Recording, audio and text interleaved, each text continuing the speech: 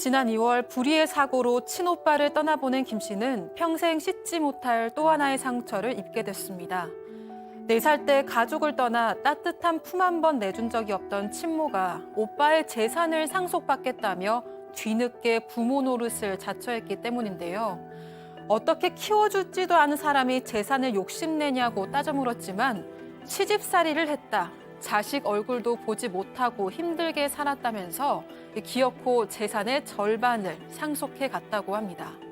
하지만 먼저 떠나보낸 오빠를 추모하기는커녕 부모의 상속 의무만을 주장하는 친모를 김 씨는 도저히 받아들일 수 없다고 하는데요.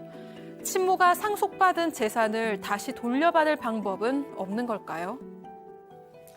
자, 사방 가족께서 직접 또 제보해 주신 사연입니다. 자, 제보자가 아주 어릴 때 어머니와 떨어져 지냈군요. 네, 일단 제보자 김 씨는 30대 여성인데요. 4살 때 이 부모님이 합의 이혼을 하게 됩니다. 그리고 1살 위 오빠, 아버지, 조부모님이랑 같이 살아왔습니다. 이렇게 어머니가 집을 떠난 뒤로는 가족들이랑 연을 아예 끊고 살았기 때문에 성인이 될 때까지는 결국 어머니가 어떤 삶을 살았는지 전혀 모르고 살아왔습니다. 너무 어린 나이에 떠나보내기 때문에 사실 좋은 기억도 거의 없었습니다. 또 엄마가 싸준 도시락 한 번 못 먹어봤다, 엄마가 다려준 교복 한 번 못 입어봤다 이런 서러움뿐만이 아니라 오히려 엄마 없다고 놀림받고 외면받고 이런 기억들이 많았기 때문에 이 가슴 속에는 엄마에 대한 원망까지도 가득했다고 합니다. 그러다 성인이 된 이후에 가까스로 연락이 닿았다는 거지 않습니까? 네, 그렇습니다. 20대 제보자가 20대 중반쯤 됐을 때 우연한 기회에 오빠가 친엄마와 연락을 하게 됐어요. 근데 이 오빠는 이 엄마에 대해서 기억이 굉장히 안 좋았다고 합니다. 맞은 기억도 있고 불안장애도 있었기 때문에 나는 엄마하고 연락하고 싶지가 않으니까 너라도 연락하고 싶으면 해라. 이래서 연결해줬어요.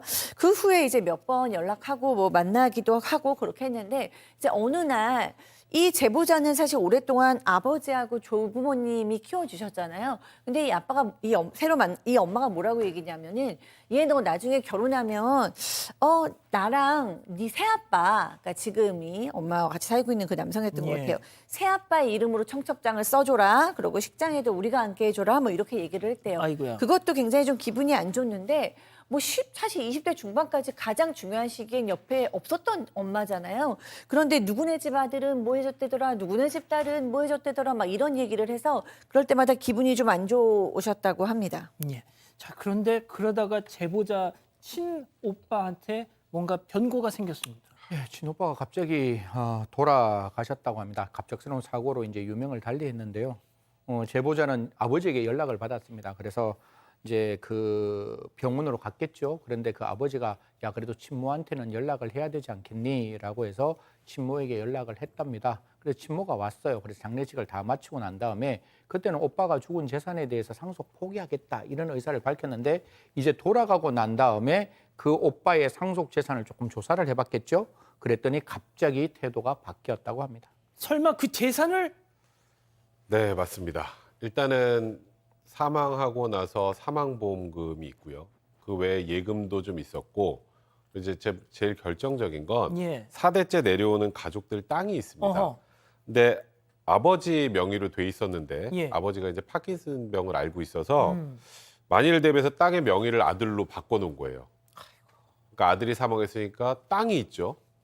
또 보험 조회까지 다 해보고 이 땅의 시세까지 전부 다 알아봤다고 합니다. 와. 그러더니 이 아들의 상속재산 50%를 요구하게 된 겁니다. 이 엄칠한 게 있어야 하는 거 아닙니까? 그래서 제보자도 부모로서 역할도 안 했는데 이 돈을 요구할 수가 있냐, 상속 포기해라라고 얘기를 했습니다. 하지만 이 어머니 법대로 하겠다면서 법무사까지 내세워서 별별 주장을 다 펼치기 시작을 합니다. 일단 첫 번째로는 너는 엄마를 부양해야 할 의무가 있지 않냐. 엄마가 나중에 나이 들면 네가 법적으로 책임 의무가 있으니까 이 오빠 재산도 엄마가 받는 게 마땅하다라고 얘기를 합니다. 또 그러면서 왜 아빠 편만 드냐. 너도 엄마 자식 아니겠냐. 상속 50% 엄마가 가져가는 거에 대해서 네가 왜 열을 내냐. 어차피 네가 다 받아갈 건데 아빠 편만 들지 말아라. 이런 얘기도 하고요. 여기에 더해서 이 얘기까지 합니다. 너희 아버지 건강이 안 좋지 않냐. 오빠 재산 가져간다고 한들 그걸 지킬 수가 있겠냐. 엄마인 나는 건강하니까 내가 이 재산을 잘 지켜서 너에게 물려주겠다는 거다. 이렇게 얘기를 합니다. 이런 주장 펼치면서요. 이 친모는 끝끝내 재산의 절반을 분할 상속 받아갔습니다. 아니 그냥 뭘 잘 지켜서 물려줘 그냥 줘도 되는데 예? 그러니까요. 그래서 이 제보자께서는 친모가 양육의 의무는 져버렸는데 상속의 권리는 남아있는 이 상황이 도저히 이해가 할 수 없다라고 얘기를 하셨고요.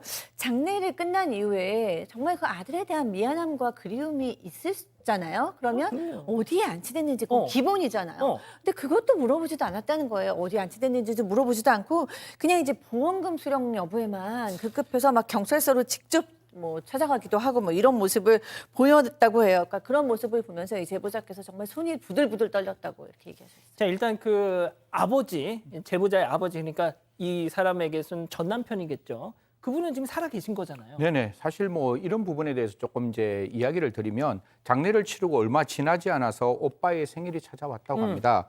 아버지는 전처에게 그래도 낳아준 부모니까 같이 생일 축하해주러 가면 어떻겠니? 라고 그 묘지에 찾아가는 걸 제안했는데 전처에게?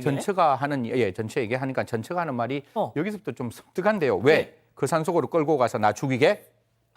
라고 답변하면서 찾아오지도 않았다고 그러니까 합니다. 전처에게 이봐 그 우리 아들 좀 이렇게 그 같이 산소 가서 생일 축하해 주자 그랬더니 왜 그 산으로 끌고 가서 나 죽이려고 뭐 이랬다는 거잖아요. 그러니까요. 그러니까 얼마나 이게 섬뜩한 일이겠습니까? 아버지도 그렇고 제보자 본인도 이 말을 전해 듣고 손이 아까 벌벌 다시 한번 떨리는 정도였다고 하는데요. 그뿐만 아니라 친모는 아버지에게 이런 말을 했답니다. 아들이 죽은 건 다 너 때문이다. 너 아픈 것도 벌 받은 거다. 나는 일종의 선물을 받은 거나 마찬가지다라고 하면서 가슴에 대못을 박았다라고 합니다. 그 산속으로 끌고 가서 나 죽일라 그래? 죽이려고 하는 거 보니까 뭔가 자기도 찔리는 게 있긴 있나 보네요. 그러니까 이 참 더 황당한 건 이 제보자 입장에서는 오빠 이런 슬픔 때문에 극단적인 선택까지 하려다가 이제 그래도 이제 다행히 이제 그나마 괜찮아졌었는데 이 아버지 입장은 어떻겠어요? 그러니까 이제 이 전처한테 연락을 해서 우리 딸이 이런 생각까지 했다. 근데 뭐 이 정도면 걱정할 만도 한데 전화 한 통도 없었다고 합니다. 그렇게 제보자는 정신과 치료까지 받으면서 좀 힘든 시간을 보냈는데 제보자가 이제 친모한테 이렇게 문자를 보냈습니다. 엄마는 돈이 그렇게 좋냐? 더 받고 싶으면 나까지 죽으면 더 많이 받을 텐데 그렇게 서러움을 표현을 했더니 이제 그 친모라는 사람이 문자를 딸랑 하나 보내왔는데 뭐 본인의 미안한 감정이 아니라 본인이 지금 내가 얼마나 힘들었는데 이 내용만 온 거예요. 내용 보면 너희들 못 만나게 하면서 나를 나쁜 X로 만든 너희 아빠, 고모들, 할머니 용서 못한다. 그때 못 받은 위자료와 억울한 위로금이라고 생각할 거다. 앞으로도 아빠와 고모들이랑 마음껏 엄마를 저주해도 진실은 승리한다. 이런 문자를 보냈다고 합니다. 친모라는 사람한테 정말 당신 이럴 수 있어라고 문자를 보냈더니 세상에 편지를 보냈는데 진실이 승리한다. 뭐 어디 출마하는 것 같아요 지금. 네, 그렇습니다. 자필로 이제 편지를 보냈어요. 그래서 이제 저한테 이제 편지를 한번 봐달라고 이제 제작장께서 말씀하셔서 제가 읽었는데 예. 저는 편지를 보냈기 때문에 뭔가 그래도 마음을 드러냈을 줄 알았어요. 근데 이 엄마는 이 문제를 지금 돈으로만 보고 있구나. 그러니까 이 딸은 지금 무슨 얘기를 하는 거냐면 돈 얘기는 뒷얘기고요. 우리 어렸을 때부터 모진분파 당하고 너무 서러울 때도 오빠하고 나는 엄마 없이 그냥 견뎠어. 엄마가 우리를 키워주지 않았다. 그게 너무 상처가 된다. 오빠는 한 번도 사랑받지 못하고 이렇게 죽었다. 엄마가 이렇게까지 우리를 사랑해주지 않고 우리를 돈으로만 본다면 나도 죽어줄까? 이런 얘기인데 이 엄마는 그 딸의 감정에 대해서는 전혀 지금 공감이 없이 왜 이 문제에 네가 그렇게 억울한데 네 돈도 아닌데 뭐가 이렇게 억울하냐? 네 진실은 승리한다. 이런 얘기를 했어요. 그래서 이 따님 오늘 제보하신 분은 정말 마음 상처가 많았겠다라는 생각이 들었습니다. 자, 그럼 이쯤에서 별별 상담소 오늘의 궁금증 짚어보죠. 자, 4살 때 헤어진 일단 엄마라고는 하겠습니다. 세상 떠난 친오빠의 재산을 저렇게 절반이나 떼어가면서 요구하는데 어떻게 하면 좋겠냐? 자, 승 의원님. 네. 사실상 이건 두 가지로 바라볼 수 있을 것 같은데요. 이게 진짜 핏줄이라서 상속이라는 게 어떻게 할 수 없는데 그 50%를 받아갔잖아요. 하지만 엄마는 전혀 뭘 하지 않았습니까? 그 오빠를 키우는 양육비를 내지 않았잖아요. 그 양육비 반환 소송을 같이 제기하면 50% 중에 일정 부분을 분명히 받아올 수 있다. 이런 말씀드리겠습니다. 자, 백 변호사님.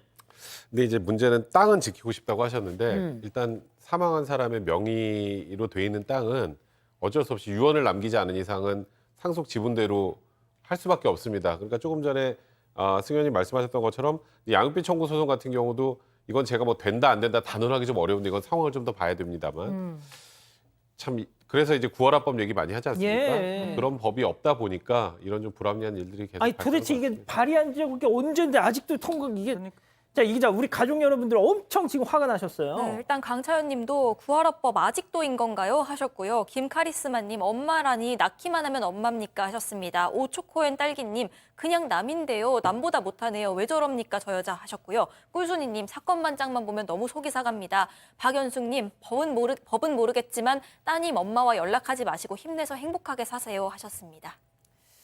알겠습니다. 자, 별별 상담소 이렇게 정리하고요.